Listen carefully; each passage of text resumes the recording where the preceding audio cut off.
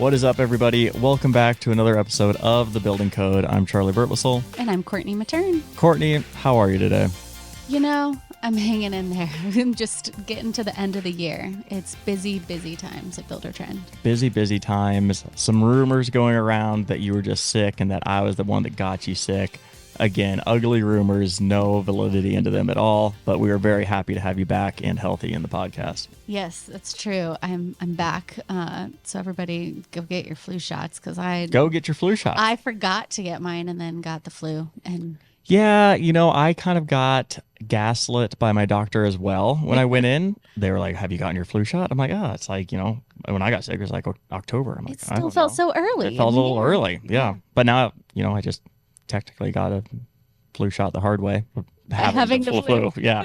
So you're welcome for now. You don't have to go get your flu shot. I got it out of the way. You know what I did? I went and got my flu shot anyway. So now Really? I don't know if that makes me double protected. Should I go do that? I mean, sure. That's my mom advice. Yeah. We're not a medical practice. We do not give medical advice. I don't take my medical I don't advice. want to cover our T's and C's here. But happy to have you back. We got some exciting guests lined up for today. Who do we have, Courtney? Yeah, today joining us is Kirk Hopkins, the construction general manager at National Restoration Technologies down in Texas. We invited Kirk on because his company, they work with customers who've had the misfortune of experiencing a disaster. They've lost their home in a fire, a flood. And we'll reference it in the episode, but with natural disasters on the rise and really the price tag of restoring your home makes this a top topic to talk about. Like, and what does it mean when you work with a builder who is going to be an advocate for you as you rebuild your home is also a point to make. Yeah, it's not necessarily a fun topic, but it is a very, very important topic. So super excited to have Kirk in here to kind of walk us through some of the ins and outs of what businesses like builders should be thinking about in this industry, what homeowners should be thinking about if something like this happens to them. I think he provides, him and his business have been in the game for a really long time, so provides a really detailed, thorough explanation and thought process. So yeah, let's quit rambling, get Kirk in here, and he can tell us about it for himself. Hey, Kirk, welcome to The Building Code. Appreciate you making the time to join us today. How's it going? Pretty good. Well, I obviously was doing research before you hopped on today. Super excited to get to know you a bit more. But for those joining us, listening, that haven't had the pleasure to meet you before, we always like to kick things off with just quick intro, kind of who you are, where you came from, and how you got to where you're at today. All right. My name's Kirk Hopkins. Live in northwest side of Houston, Texas. I'm the general manager of my family's local fire and water restoration business. I've been working for the company for the past 20 years. Didn't think this is what I was going to do. Went to college, played college soccer, thought I was going to do something along those lines. Then thought I was going to get into commercial real estate. And then Hurricane Katrina happened, and I've been in the restoration business ever since. What types of restoration projects do you work on? We're primarily a residential restoration company. I'd say about 80% of my business is residential work. And we kind of have a niche in the fire restoration market. We do a lot of residential fire restoration in the Houston area. Probably do about 75 to 100 plus residential house fires a year. It's kind of our specialty. We offer contents. We do like personal property restoration along with a full service like general contracting service. Super interesting. So, I mean, you mentioned that you specialize in fire restoration. How is that, I guess, how do you balance the need for what you're providing for your customers with like the kind of the tragedy that comes with needing something of your service? I'd imagine you're kind of in a tough spot from a business standpoint and working with clients through a very, very difficult time. Yeah. I've read some articles that they relate having a house fire to almost a death, be it a death in the family, just because a lot of people have emotional ties to their stuff, their home, your home typically being one of your biggest assets. So it is an emotional kind of setting, I would say. Right. And as a family owned company, I think we come across as a little bit more compassionate to our clients. And that seems to be our niche. And we try to focus on the homeowner is really kind of our whole deal. We work with people's insurance companies, but we cater to the homeowner, the insured, more than we do the insurance company. It's a very weird approach for this industry because a lot of companies, franchises and, these bigger national companies try to market the insurance company side of it. But we take a different approach, and it's been very successful. We've been doing it for 25 plus years under the same company name and same ownership. So it's like I said, we kind of focus on larger claims. We don't do a lot of like the problem of being somebody that caters to insurance companies. You have to take the small little $2,000 toilet overflow where you got to go in and clean carpet, and that's just not we're not geared for that type of business. We'd rather put focus into a few major repair jobs versus a bunch of volume, thousands and thousands of water losses. So just a little bit different approach and different setup for a restoration company. Well, you mentioned that when you got started, you didn't think that this would be something that you did forever, but then Hurricane Katrina Yes. happened. Talk about that a little bit more. Like, what was business like then? Like, why was that kind of a turning point for? So I wasn't a part of the company when that happened. I had just graduated college within about 4 months from then. Or actually, I graduated in the spring. Katrina happened in early September. So yeah, I was fresh out of college. I had actually went and got my real estate license. I was about to take an internship with a commercial real estate company. And then Hurricane Katrina happened. We had a contact with the University of New Orleans. One of my reps had a contact there. They reached out to us looking for some help. And we ended up going over there and doing some emergency mitigation. And my dad came to me at the time. Was like, "Hey, I need somebody over there that I can trust. And I need to put somebody there that can be the eyes and be on the ground for the company." And I was fresh out of college and had no commitments in Houston, so I was like, "Sure, I'll go." You said So yes. I went and never turned back. Never got out of the business since then. So Are there any uh, lessons you learned on the ground there that still apply to how you're doing business uh, now? yeah, I mean, organizationally, that was a major catastrophe. It was. I mean, I was 23 years old at the time, and was in downtown New Orleans, looking out over buildings and seeing 150-foot boats sitting in the middle of Canal Street was pretty incredible. So it was eye opening to me to the amount of need for the business we're in. I learned a lot about just the situation people were put in. I mean, there's people living in tents. It was just crazy. I mean, I've never experienced something that tragic. And we were really just helping commercial clients at that time, just trying to get facilities back up and buildings back up and running. And but you had to check in with the National Guard just to get downtown in New Orleans at the time. So it was pretty crazy. So um, saw a lot of things that were not very pleasant. So but like I said, I love the business. I love helping people and just being involved. And it was pretty rewarding at the end of the day. The business can be rewarding. I know it's tough on the front end, but we got a lot of people at the end of the day.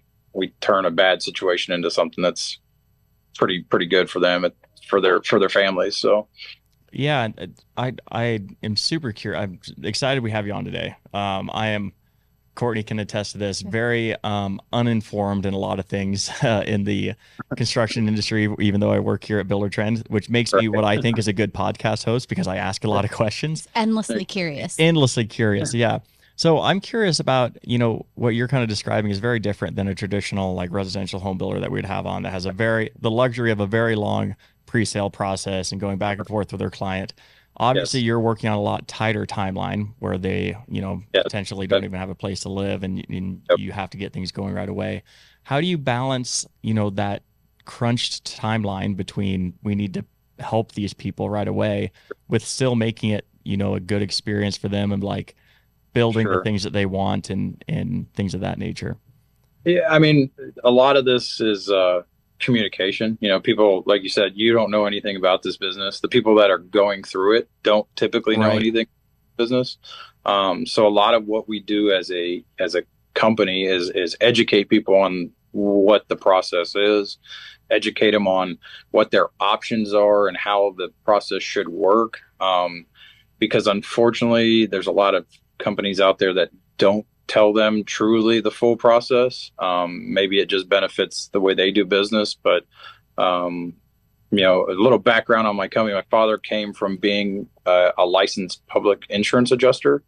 So he came from the adjusting side of it for working for the policyholder, which is, I think, how our company is kind of set up differently. We have a little Right. bit, like I said, it's more of an approach of looking out for the insured and making sure that the insurance companies are, telling them the true options, taking care of them, addressing the true damages, and not just trying to save a buck at the end of the day, because that's not how we operate, and that's not doing the homeowner or the insured any benefit at the end of the day. So, and it's a tough process because sometimes it takes a lot of arguing with insurance companies and going back and forth, and that some people don't understand that that can delay things and take some time. But at the end of the day, if you're willing to take that time, you're probably going to end up with a better product at the end of the day.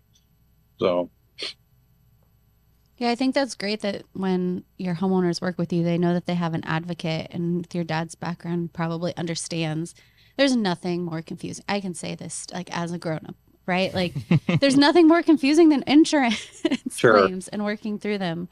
But Yeah. what kind of role does your team play then in communicating with the homeowner? Are you involved right from the get go? Do they have someone that they work with the whole process? Yeah, so we'll have typically they'll meet with one of our consultants, one of my sales consultants will go out, they'll either get in contact with us or somebody will refer them to our company. We'll go out and do like an initial on-site assessment, what the damages are, kind of explain to them what the immediate needs may be, may it be boarding up the doors and windows, it may be ripping out, wet carpet and material, just doing some emergency type services that we offer on the front end.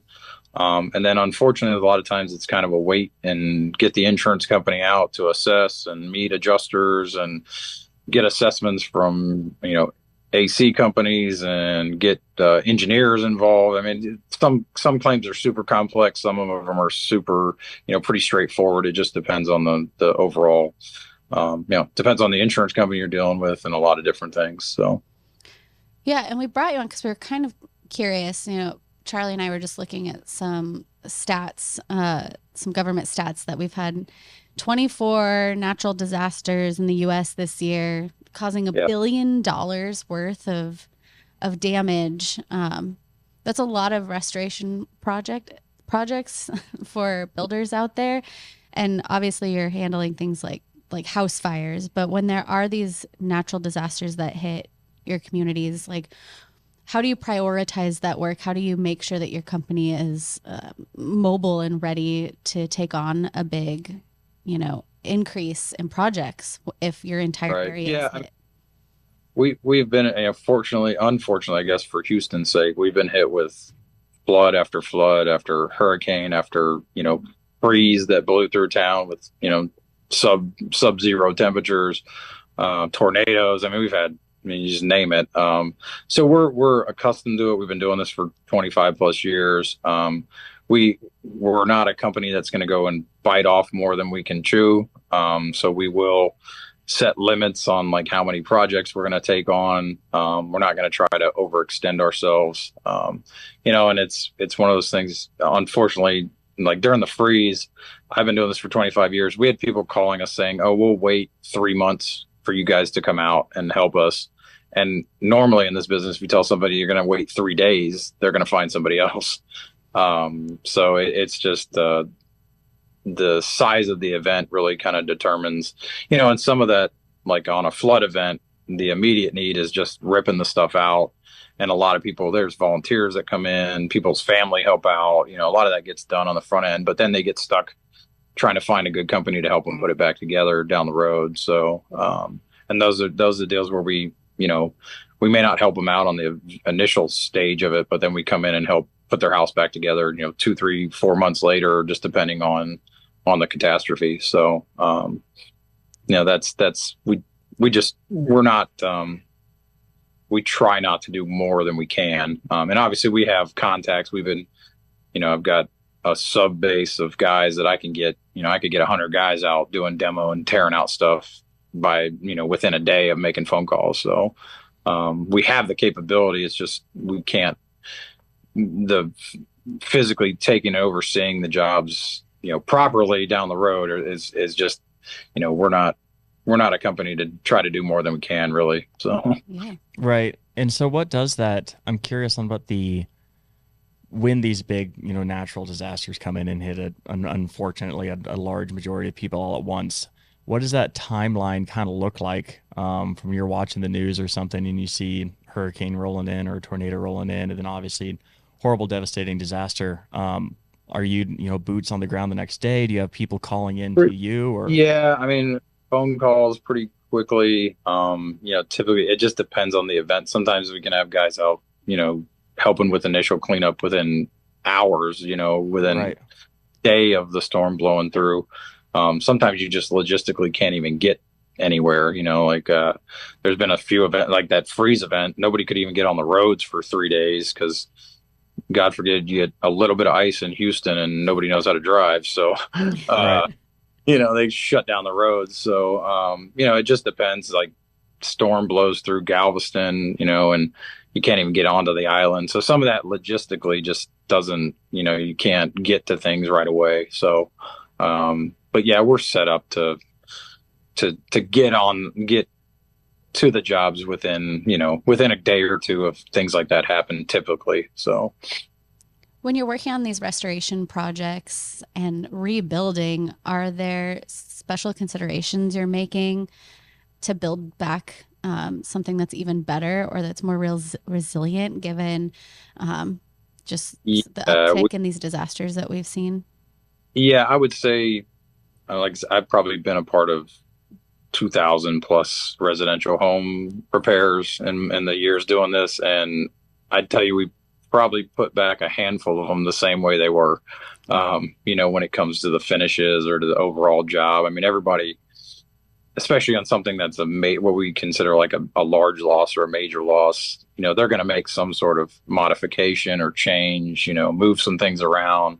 And that's part of what we kind of offer to our clients is, hey, look, we're going to give you the opportunity to make some adjustments and do some things that you probably never would have done to your home if you wouldn't have had this happen. Open up a wall or, move a plumbing line around just because they'll have the opportunity. And we try to give those options to our clients as part of the process. So kind of turn a bad situation into something that's, again, can be a good deal at the end of the day. I know post the last storm that hit Houston a few years back, I think it was along with the freeze, a lot of people are talking about what, energy systems they had in their house for power or backup generators. Right. And even here in Omaha last spring, we had a big tornado blow through and lost, I think there were like 30 or 40 homes that went down. Are there recommendations you're making to homeowners for whether it's products, enhancements, that you're recommending as they rebuild their homes? Absolutely. I mean, a lot of, you get into these older homes, built in the 60s, 70s, they got old single pane windows and bad insulation, not well insulated, bad designed AC systems. So a lot of these people were able to go in and, as part of the repairs, get things put up to code, new electrical systems that have hardwired smoke detectors. That's a big thing when you've had a house fire. You want to make sure that your home is put back together safe. Because, I've seen a lot of these where people don't even have functional smoke detectors in their home, relying on battery backup systems. So there's a lot of building code, energy efficiency wise. A lot of these jobs, we have to take the entire roof structures off. and they end up going back with like radiant barrier on the roof decking when they just had old plywood. So just little things that make a big improvement. Some of these homes we've converted to spray foam, having spray foam insulation installed. So just some different options to these clients as we put them back. And a lot of times it's beneficial because the insurance company's picking up, 80-90% of the bill for what they had before, and they may have to throw in a little bit of money to upgrade some of that stuff. So it makes sense. Where if they would have done it on their own, it would have cost them 100% of that. So Right. Yeah, get your smoke detectors upgraded and checked. yeah, Like a yeah, and full those are thing. building code things Yeah, that your builders these, watch out for. yeah, and a lot of insurance policies will cover code upgrades. They have an endorsement on the policy that'll cover additional costs to bring things up to code. Not every policy has that, but I'd tell you to check your policy to see if it does, because it can be, some of them have an additional 20, 30, $40,000 worth of coverage that's there to help bring an older home up to current code. So It's cool. Do you have any, I guess, or have you seen any, or do you recommend any advice for homeowners or business owners that live in, disaster prone areas of ways they can be proactive about, you know, expecting some of this damage or minimizing damage that could potentially come down the road? Or are they kind of just the risk you take when you live in one of these areas? yeah, I mean, obviously I'd tell you a newer built home that's, maybe, that's been hurricane proofed, has got, impact windows and has been built on new piers versus an older home. I think I don't know if you've ever seen a town where like there's one new home that's standing and all the old homes around it are gone, just because they were built more stringent than they were back, years ago. But I tell you, disasters don't pick an area or a place, unfortunately.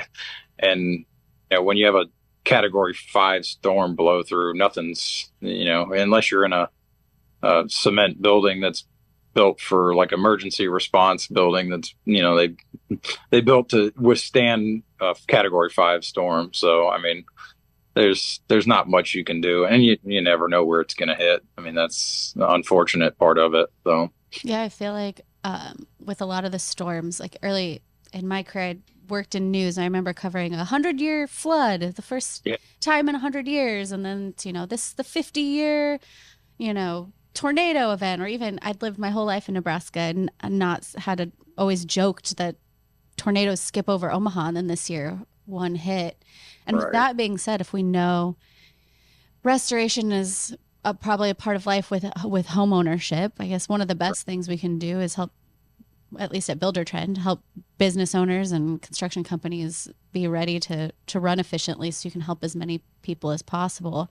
Are there any operational efficiencies that you feel like have been a game changer for your team, or tech tools? It doesn't have to be Buildertrend, but anything you're using lately or adopting that has helped? I would tell you, Buildertrend has been tremendous help for our business. We started, when I started doing this 20 plus years ago, I mean, I drove around with a key map and a walkie-talkie Nextel phone that, people could basically talk in your pocket if you weren't careful. And the technology enhancement of being able to track these jobs, from a construction management standpoint.